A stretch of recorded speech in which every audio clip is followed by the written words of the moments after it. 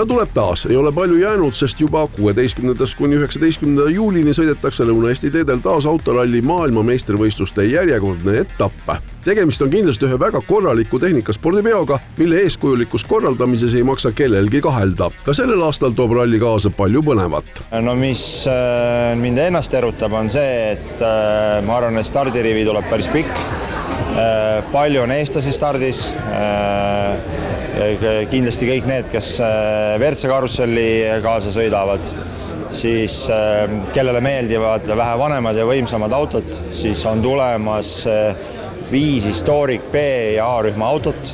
Rahvusvaheline autospordi föderatsioon ja sarja promootor on valmistamas ette uut reeglistikku, milline see saab olema, hetkel ametlikku teadmist selle kohta pole. Küll aga katsetatakse sellel rallil juba üht võimalikku uuendust, lühiformaati. See tähendab seda, et 12 tundi tohib sõita ja 12 tundi peab puhkama, siis lähtuvalt sellest me hakkasime töötama siis uue mõtte kallal, et teha siis selline labori, selles meie väikeses Eesti laboris üks uus formaadi katsetus, kus siis neljapäevane päev on promopäev, alustame siis tavapärase ägeda poodiumiga siis Raekoja platsis Tartus ja sellele järgneb siis demosõit, mis toimub samuti siis kohe Raekoja platsi kõrval Vabaduse väljakul. Ralli sportlikus võtmes algab reede hommikul. Kiiruskatsete kaart jääb sellel aastal üldjoontes samaks. Plaanis on natukene muuta Otepää kiiruskatset. Mis saab aga Ott Tänakust? Kas teda on võimalik rajal näha?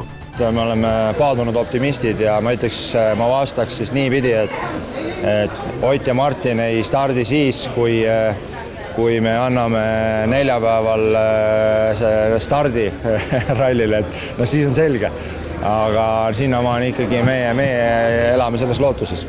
Väga olulisel kohal saab olema samuti ralli kultuuriprogramm, mis siis toob kaasa lavale menugrupi 5-. Samuti reformitakse pealtvaatajatele atraktiivsemaks ralliparki Eesti Rahva Muuseumi maa-alal.